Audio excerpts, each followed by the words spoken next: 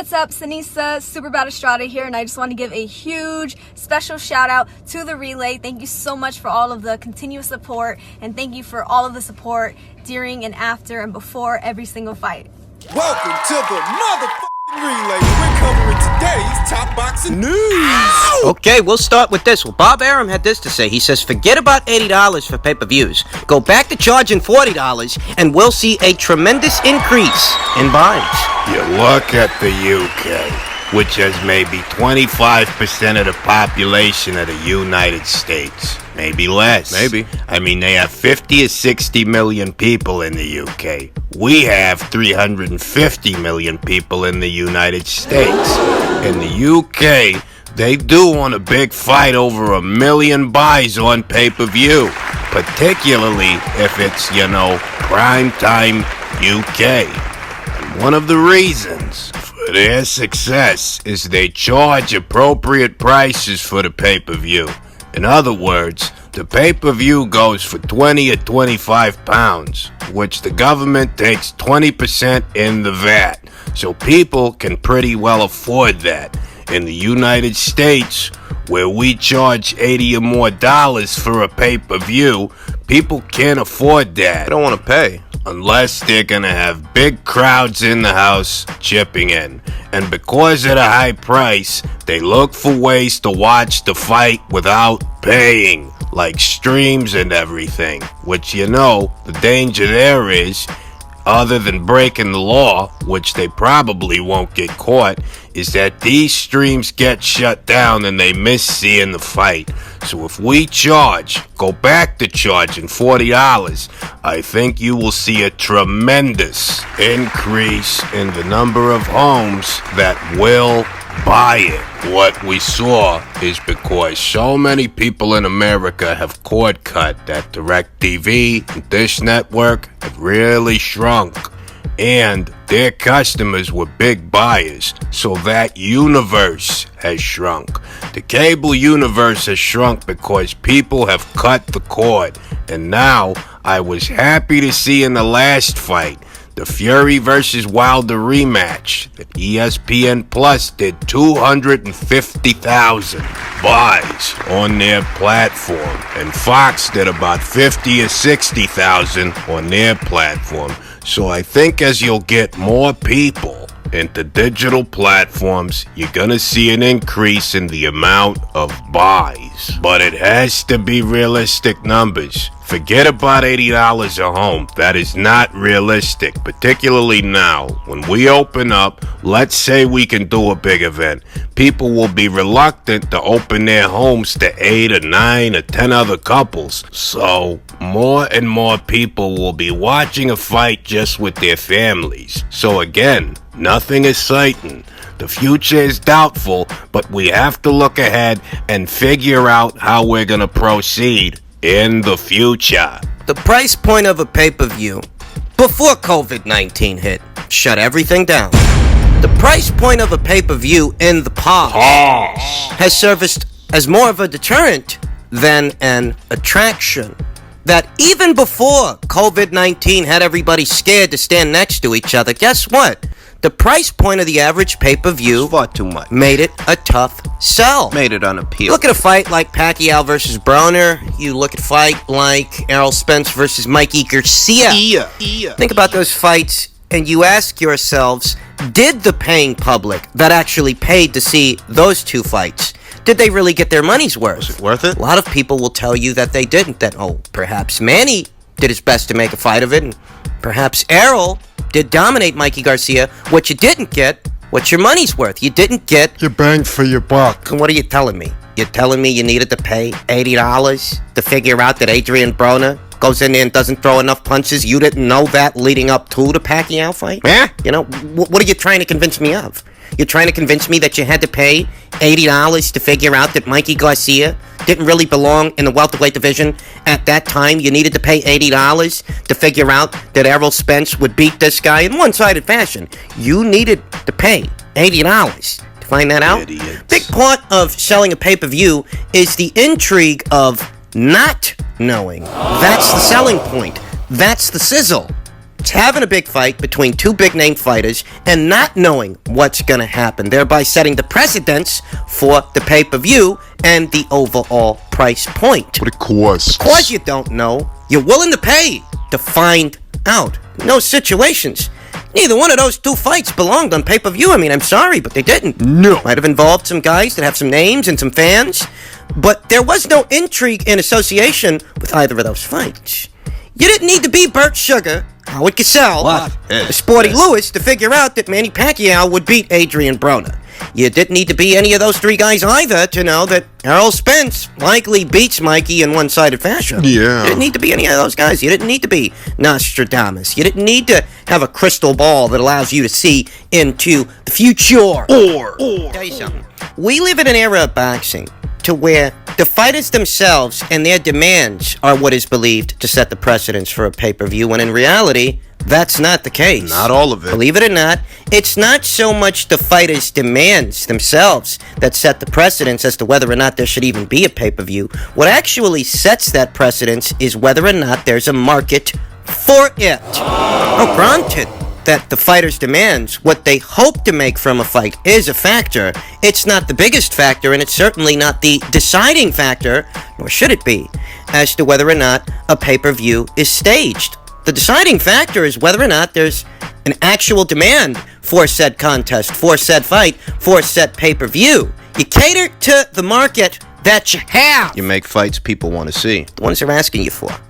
Now, to Bob Arum's point, that the price point needs to change, because if it does, we may see a tremendous increase in the number of pay-per-views bought per home. Tremendous. I happen to think that Bob Arum is very much right, and I happen to think that all pay-per-views should not be created equal. I'll tell you that, Pay attention to this. hypothetically speaking, a fight between an Emmanuel Navarrete and a Ray Vargas would leave me as a boxing fan so inclined to pay upwards of $30 to $35 to even $40. I pay to see a fight like that.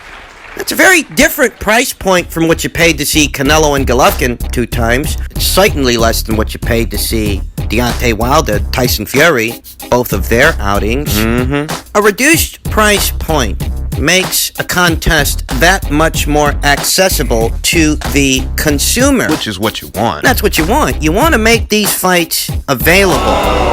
Perhaps the price point can remain where it has been for certain of the pay-per-views we've seen. Certain big fights with certain big-name fighters may warrant an $80 price tag.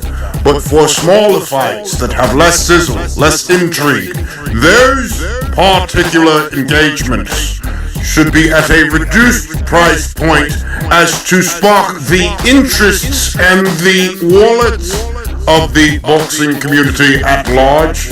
Rest assured, such a community and such interest exists.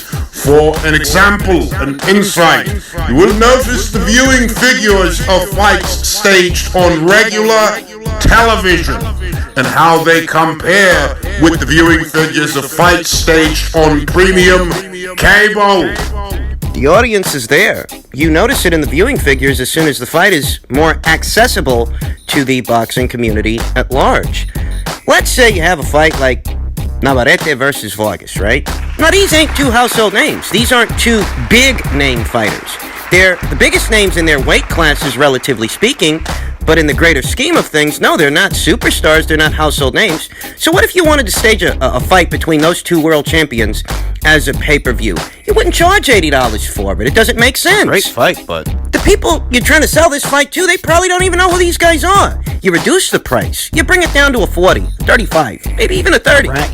You guarantee these fighters the kind of prices that they've already been guaranteed for the fights that they have been having, and you stage it as a $30 pay-per-view, $35. I guarantee you, you're gonna get buys. It is an intriguing fight. it is. It's both guys, Both world champions. world champions. It's a quality matchup in every sense of the word. It's just that since these two guys, they're not superstars. Everybody doesn't know who they are. You have to be realistic with yourself. You have to be realistic as a promoter, as a manager, and as a fighter. And as a network. You make a fight like that, let's say, I don't know, $25, $30, maybe $35. I'd pay to see it. Suddenly, the pay-per-view market will be that much more receptive to it. This goes back to my original point that all pay-per-views should not be created equal.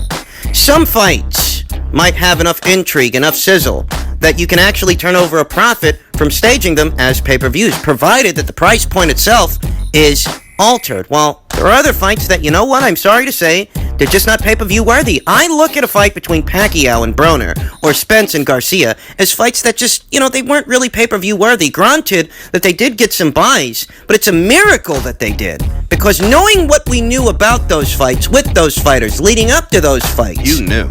You knew Spence was going to beat Mikey Garcia, and you knew that Manny Pacquiao was going to beat Adrian Broner. You knew this already. You didn't need to pay $80 to see it. You didn't need to pay $80 to know what was going to happen.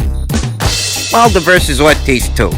You needed to pay $80 to know that Deontay Wilder was going to knock out Luis Ortiz? For the second time, you needed to pay $80 to figure that out. You didn't see the first fight? You didn't see what happened the first time out?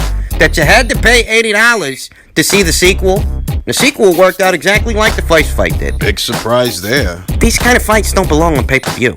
Whether or not a fight is staged as a pay-per-view should depend, ideally, on certain factors that really are different from person to person. It's not a one-size-fits-all kind of situation. It's for this reason that so few fighters these days find themselves on pay-per-views. Even though some matchups are pay-per-view worthy in spite of the fighters themselves individually, Perhaps they're not big names. perhaps the fighters' individual drawing power and marquee value may be nominal at best. If that fighter is a part of a titillating fight, a sizzling match with genuine intrigue, you could get away with staging it as a pay-per-view. You just have to alter the price point. Play with it. Or to a better beef, Dmitry Bivol. That's one example, one hypothetical example. Neither one of these two guys are big names in the United States, but a fight between them be a fight between undefeated world champions. It's a unification match. It's the best kind of match that division has to offer. But you can't charge $80 for a fight like that because this market, they don't know those guys in this market. Like that. Not well enough that you could charge that much to make a fight. So what you do, you guarantee those guys purses that are comparable to the purses that they've already been getting, and you stage it as a pay-per-view at a price point of, I don't know, $20, $30, $35, and people will pay to see it. If it's affordable. Too much time and too much effort goes into trying to draw in the casual fan into the sport of boxing. That the casual fan stimulates the economy, when in reality, there are already hardcore fans that follow to both of those fighters. There are already hardcore fans that are familiar with both a Bivol and a Better Beef, and what you want to do is make the fight, make the price point more accessible to them. As those fighters have already captivated their interest, they just don't want to pay an arm and a leg to see them. Goes back to my original point that all pay-per-views should not be created equal. You shouldn't pay for a Bivol versus Better Beef what you'd pay for a Pacquiao versus Thurman, or what you'd pay for a Wilder versus Fury. Those different sets of fighters all have different sets of drawing power and marquee value, so the pay-per-view and its price point should be in accordance with that.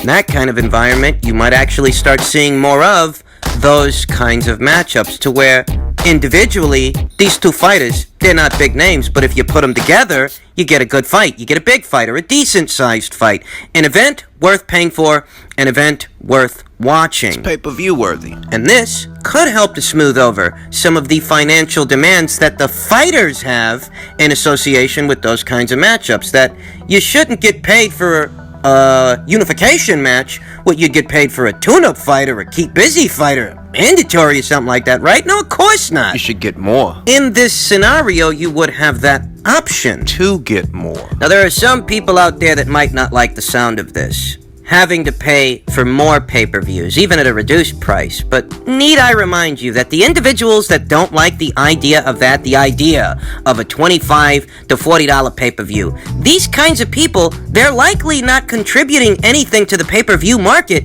anyway. What are you trying to convince me of? That you're regularly coming out of pocket $80 for Pacquiao versus Broner, or Spence versus Garcia, but you don't like the sound of Better Beef versus Bivol for $35 or $40? What? Who are you trying to kid? What? No likelihood anyone opposed to this kind of a proposition is an individual that likely isn't paying for anything anyway. Kind of individuals that Musso tracks when they come back with the numbers for the number of illegal streams in association with a pay-per-view. The bottom line is if you're already paying upwards of $80 for the average pay-per-view that comes on, why in God's green earth would it bother you that, maybe you pay $30 or $35 for Bivol versus Better Beaver, Navarrete versus Ray Vargas? It makes those fights that much more feasible. It makes those fights that much more possible if those options are on the table. You'd actually get more of those kinds of high-quality matchups because the alternative is what we've been seeing, that those kinds of fights actually don't get made that often. Usually comes down to promotional and network issues, guys that are on different sides of the street, and because of that, certain financial demands can't be met. Certain interests. And as a result of that, certain fights, they don't happen. That's the alternative. But if you want to see the best versus the best, if you want to see more champions versus other champions, this would help that along. We'll revisit a point that I made earlier. A lot of time and a lot of effort goes into trying to attract the casual fan to the sport of boxing as to help stimulate the buy rate of a given pay-per-view. And this does work. This is proven. It is. But you cannot rely on the casual fan to carry the sport of boxing, as they don't follow it as closely as either me or you. To that hardcore fan, those individuals, what you want to do for them is make the price points more accessible to them. Yeah, big fights are going to be big fights. That's what's going to happen. They have a life of their own. But for those other fights, Smaller ones. that maybe need a little bit of a push, The ones only hardcores know about. you build those kinds of matchups as pay-per-views that would cost the hardcore fan no more than they'd pay for a night at the movies. You're talking, what, $30, $35, maybe $40? The promoters, the managers, the fighters, they get to make their money, and the boxing fans get a quality boxing match. Everybody wins. As opposed to the less intriguing filler fights we're subject to as boxing fans as a promotional company attempts to build up a fighter's name. If you reduce the price point, you can actually get more of the best versus the best. The underlying principle with this kind of an ideology is you're selling the event, you're selling the card, as opposed to just selling the name or a name. The names. Come at it from a different angle, you can tap into a revenue stream that was really already there. As far as altering the price point of a pay-per-view, yeah, Bob's got a point. He's got a good point.